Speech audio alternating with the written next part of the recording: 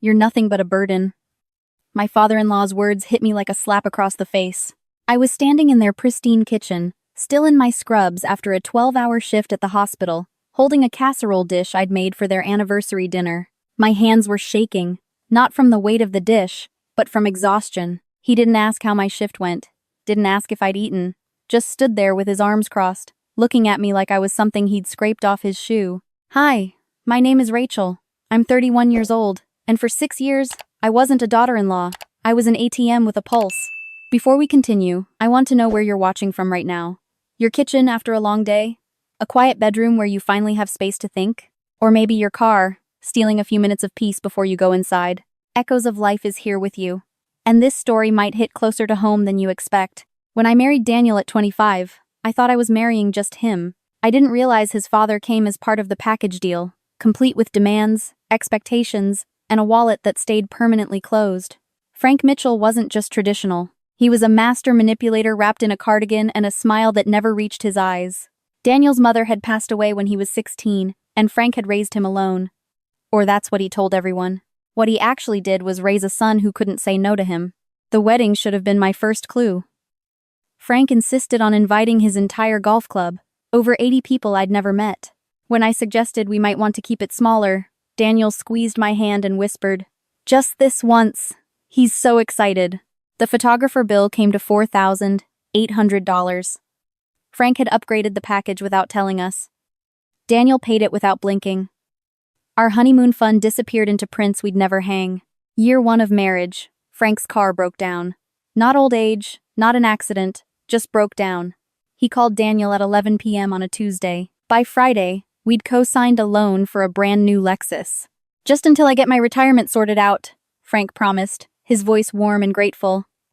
That was the voice he used when he wanted something, different from the cold, clipped tone he used when I asked him to contribute to the family dinners I hosted every Sunday. "I'm on a fixed income, Rachel. Surely you understand. I was working as a registered nurse in the ICU, pulling doubles sometimes, working holidays, taking extra shifts to save for the house we wanted. Daniel worked in IT sales, good money but unpredictable commissions. Between us, we were making it work. Barely. And then there was Frank, retired at 62 with a pension, a paid-off house, and somehow always needing money. Year 2, his roof needed repairs. $12,000. Daniel put it on our credit card. "He can't live with a leaking roof, Rachel." "What if it gets worse?" I suggested Frank get a home equity loan. Daniel looked at me like I'd suggested leaving his father on the street. "That's not how family works," he said quietly. And I felt like the villain for even mentioning it. Year 3, Frank needed a new HVAC system. Then new gutters. Then the driveway needed repaving. Each time, Daniel's answer was the same. "He's my father. I can't say no." Each time, our savings account got smaller. The house we were saving for became a distant dream, then a joke, then something we stopped talking about entirely. I stopped mentioning it because every conversation ended the same way, with Daniel defensive and me feeling selfish for wanting something that was just ours. The medical bills started in year 4, Frank's hip replacement. Now, he had insurance, Medicare, the works, but the co-pays, the physical therapy, the equipment he needed at home, that all fell to us. I'm a nurse. I know what insurance covers. I saw the explanation of benefits. His out-of-pocket maximum for the year was $3,200. We paid over $18,000. When I asked Daniel about it, he got quiet. Dad said Medicare denied some claims. I didn't want to stress him out by asking questions while he was recovering. I pulled the EOBs myself. Every claim had been approved. Every single one. Frank had been pocketing the difference. When I showed Daniel the paperwork, he stared at it for a long time. Then he said, maybe there was a mistake in the billing. He wanted so badly for his father to be the man he remembered, the man who'd held him when his mother died, that he couldn't see the man his father had become. Or maybe had always been. Year 5. Frank announced he was selling his house. Too big for one person, he said. Too many memories. He'd be moving into something smaller. We helped him pack, spent weekends hauling boxes, cleaning out 40 years of accumulated life.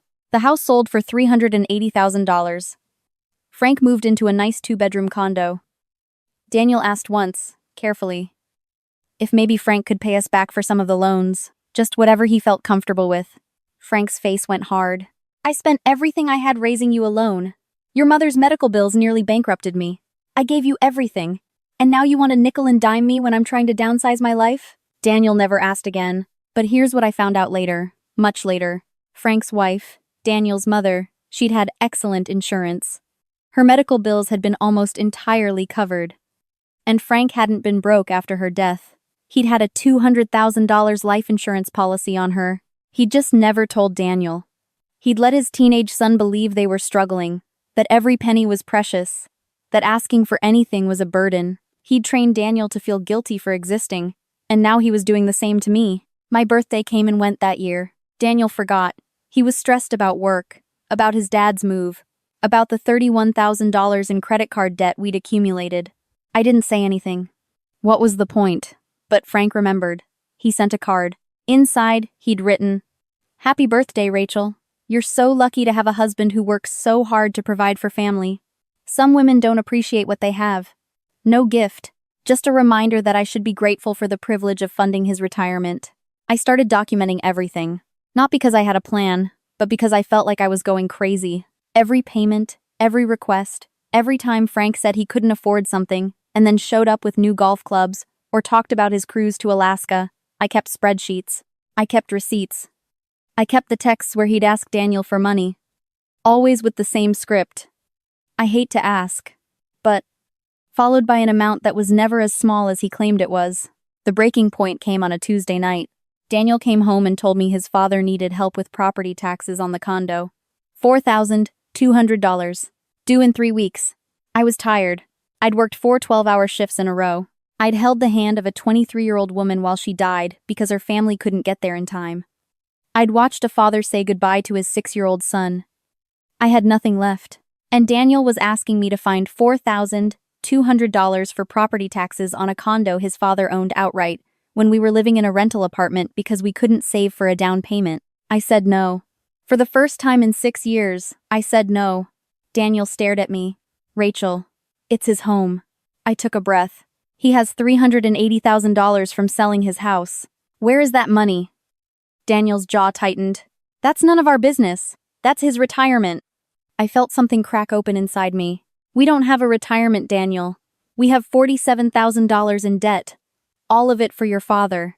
And we have nothing." The fight lasted 3 hours. Daniel accused me of being heartless, of not understanding family, of resenting his father. And maybe I did resent Frank. But what I resented more was being invisible. Being the person who worked herself to exhaustion while Frank spent our money, and Daniel made excuses. I told Daniel I was done. Not with the marriage, but with funding Frank's life. Daniel said I was forcing him to choose. I said, "No, I'm asking you to see what's happening." He couldn't, or wouldn't. That night, I called Frank. He answered on the 3rd ring, voice cheerful. "Rachel, sweetheart, to what do I owe the pleasure?" I didn't let him finish. "Where's the $380,000 from your house?" Silence. Then, "That's really none of your concern." My voice stayed level. "You've taken $89,000 from us in 6 years. I have every receipt, every bank transfer, every credit card statement. It's very much my concern." He laughed. Actually laughed.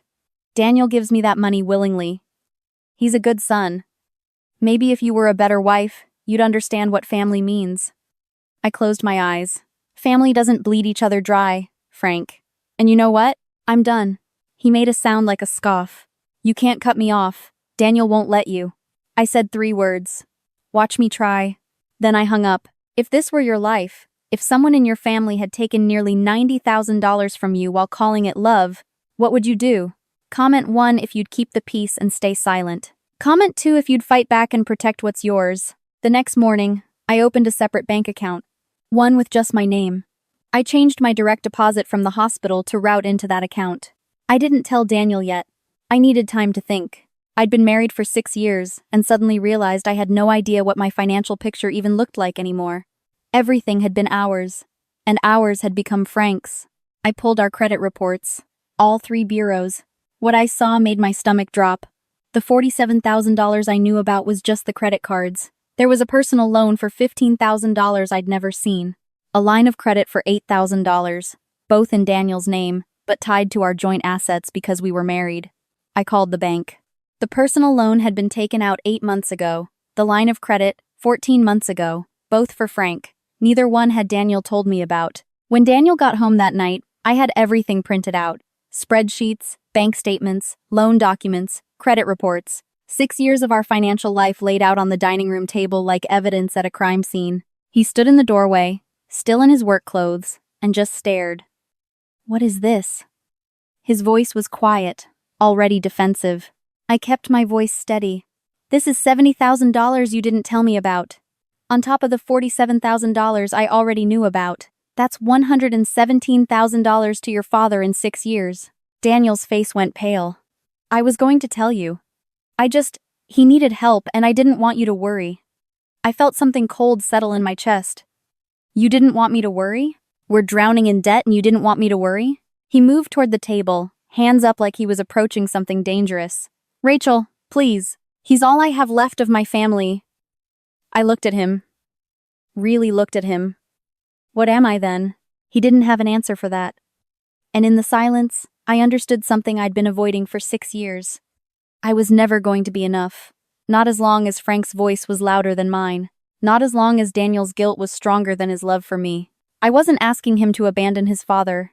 I was asking him to see me. And he couldn't. I slept in the guest room that night. In the morning, I called my sister, Lauren. Older than me by 4 years, married with 2 kids, living in Portland. I hadn't told her most of what was happening because I was ashamed. Ashamed that I'd let it go on so long. Ashamed that I couldn't fix it. She listened while I cried. Then she said something that changed everything. "Rach, you know you can file financial abuse charges, right? What he's doing, getting Daniel to take out loans without your knowledge, that impacts your credit. You're married. That's financial fraud." I'd never thought of it that way. I was a nurse, not a lawyer. But Lauren's husband was an attorney. He got on the phone, asked me pointed questions. Had I signed the loan documents? No. Had I been informed before the loans were taken? No. Were they using joint assets as collateral? Yes. Was the money benefiting our household? No. He was quiet for a moment. Then, "Rachel, at minimum, this is financial infidelity. At worst, depending on your state's laws, it could be actionable fraud. You should talk to someone local." That Monday, I took a personal day from work. I went to see a family law attorney, a woman named Patricia Chen who came highly recommended. I brought my boxes of documentation. She took her time, going through everything, making notes. When she looked up, her expression was serious. "How much do you want to save this marriage?" The question caught me off guard. I love my husband." She nodded. "That's not what I asked." She explained my options. I could file for legal separation, which would protect my assets going forward. I could file for divorce, which would split our debts and assets, though with the amount of marital debt, there wasn't much to split. Or I could try a different approach. She called it a post-nuptial agreement, a financial boundary, legally binding, that would separate our finances going forward and create a repayment plan for the debt. It would require Daniel's agreement. It would require him to choose. I went home with 3 packets of paperwork, 3 possible futures. That night, Daniel came home to find me at the kitchen table with all of it spread out. He froze. "Rachel, what is that?" I looked up at him. 3 options. You get to pick which one we do." His eyes scanned the documents, landing on the word divorce in bold letters on one packet. His face crumbled. "You want a divorce?" I felt tears prick my eyes, but I didn't let them fall. "I want a partner. I want someone who sees me as an equal, not as a supporting character in his father's story. I want a future that's ours, not just an endless series of payments to a man who has more money than we do and just won't use it." Daniel sat down hard in the chair across from me. "He's my father," I nodded. "And I'm your wife. I'm not asking you to cut him off. I'm asking you to stop destroying our life to fund his." We talked until 2 a.m. Daniel cried. I cried. He told me things he'd never said before. About how his father had struggled after his mother died. Or so he'd thought. About how he'd promised his mom he'd take care of his dad. About how every time he tried to say no, he felt like he was betraying her memory. I listened, and then I told him the truth I'd been avoiding. "Your mother wouldn't want this. She wouldn't want you in debt. She wouldn't want your marriage falling apart. And she definitely wouldn't want you being manipulated." That word, manipulated, it hung in the air like smoke. Daniel shook his head. "He's not. He wouldn't." I pulled out my phone. I'd been saving Frank's text messages for months. I showed Daniel. The pattern was clear once you saw it. Every request started with, "I hate to ask." Every request came with a guilt trip. Every time Daniel hesitated, Frank would mention Daniel's mother, or sacrifice, or how alone he was. It was a script, and it worked. Daniel read through them, his face changing with each message. When he looked up, he looked lost. I didn't see it. I reached across the table, took his hand. He's had a lot of years to perfect it. But we can't keep living like this. We just can't. Daniel looked at the 3 packets of paper. His hand hovered over each one. Then he picked up the postnuptial agreement. Tell me what this means. We spent the next week working with Patricia Chen. The agreement was clear. All finances would be separate going forward. Existing joint debt would be split based on who incurred it and for what purpose. Debt taken on for Frank would be Daniel's responsibility alone. My income would be mine. His would be his. We'd split household expenses 50-50. And any gift or loan to family over $500 would require both signatures. It wasn't romantic, but it was survival. The hard part was telling Frank. Daniel insisted on doing it in person. We drove to Frank's condo on a Saturday morning. Frank answered the door in golf clothes, clearly on his way out. He smiled when he saw us, then noticed our expressions. What's wrong? Daniel took a breath. Dad, we need to talk. We sat in Frank's living room, surrounded by furniture nicer than anything Daniel and I owned. Daniel explained the situation. The debt, the postnuptial agreement, the new boundaries. Frank's face went through a journey. Confusion, then disbelief, then anger. You're letting her do this to you? He pointed at me like I wasn't sitting right there. She's turning you against your own father. Daniel's voice stayed steady. Dad, I'm $117,000 in debt. Rachel didn't do that. We did that. You and me. Frank stood up. I never asked you to go into debt. You offered. You insisted. I watched Daniel's face, watched him process what his father just said. The denial. The rewriting of history. Daniel pulled out his phone. He'd screenshotted dozens of Frank's text messages. He read them out loud. Dad, I hate to ask, but the property tax is due, and I'm short. Daniel, the doctor says I need this procedure and Medicare won't cover it. I don't know what to do. Son, I'm embarrassed to even mention this, but the HOA is threatening to put a lien on the condo. Message after message, need after need. Frank's face turned red. Those were real emergencies. Daniel looked at his father. Really looked at him. Where's the $380,000 from your house? Silence. Frank sat back down. When he spoke, his voice was different. Colder. That money is mine. I earned it. I don't owe you an accounting of my finances. I heard myself speak. You took $117,000 from us. You absolutely owe us an accounting. Frank's eyes cut to me. This is between me and my son. You need to stay out of it. Daniel's hand found mine. She's my wife. Nothing about our finances is just between you and me anymore. Frank tried every tactic in his playbook. Guilt. After everything I sacrificed for you. Anger. You're a disgrace to your mother's memory. Victimhood. I'm just a lonely old man trying to survive. None of it worked. Daniel held firm. Finally, Frank delivered his ultimatum. If you do this, if you cut me off like this, I won't be part of your life anymore. You'll have to choose. I held my breath. This was it. This was the moment I'd been afraid of for 6 years. Daniel stood up. Dad, I'm not cutting you off. I'm setting boundaries. If you can't respect that, then yeah, I guess you are choosing not to be part of my life. Frank stared at his son like he didn't recognize him.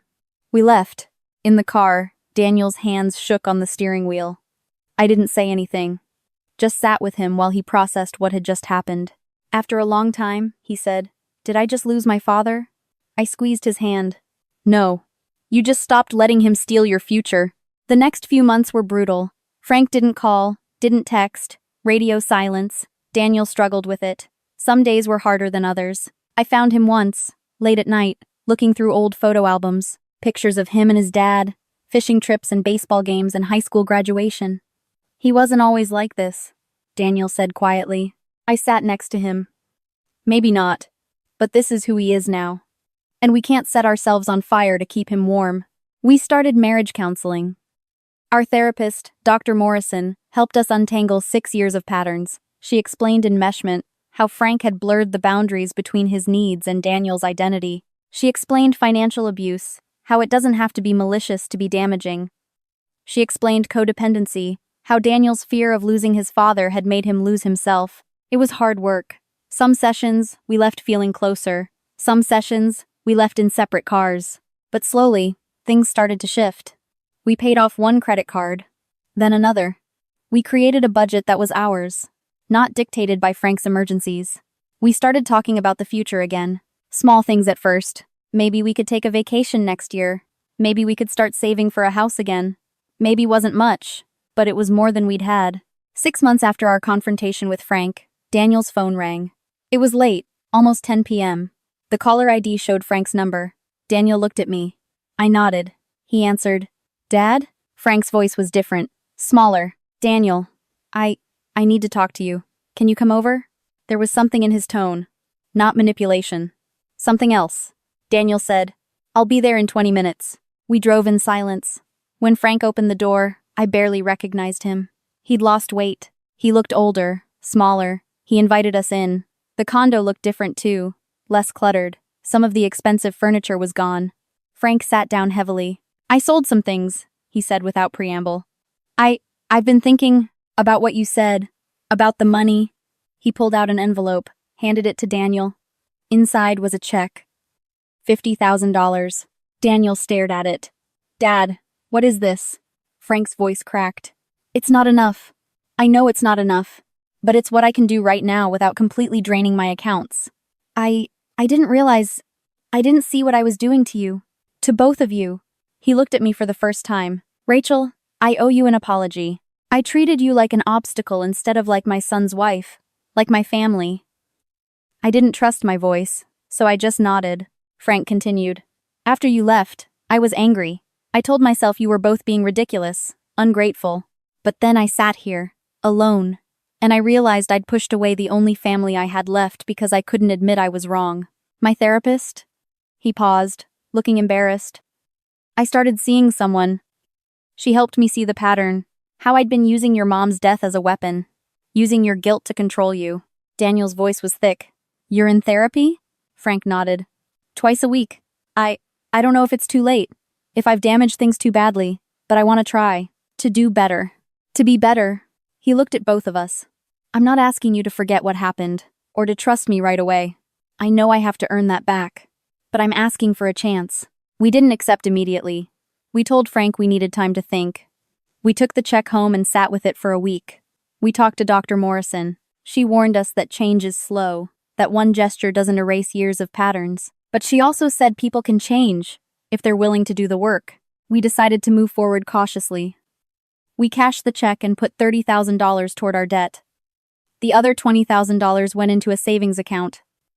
Our house fund. Finally, it's been a year now. Frank and Daniel have dinner once a month, always at a restaurant, neutral ground. I go sometimes, not always. Frank has continued therapy. He's dating someone, a widow from his golf club. He seems lighter. He asked us once, carefully, if we'd be willing to have him over for Thanksgiving. We said yes. It was awkward, but it was a start. The debt is almost gone. We're down to $23,000 from the original $117,000. We have $34,000 saved for a house. Last month, Daniel and I went to an open house, just to look. We walked through the empty rooms, imagining where our furniture would go, where we'd put a Christmas tree.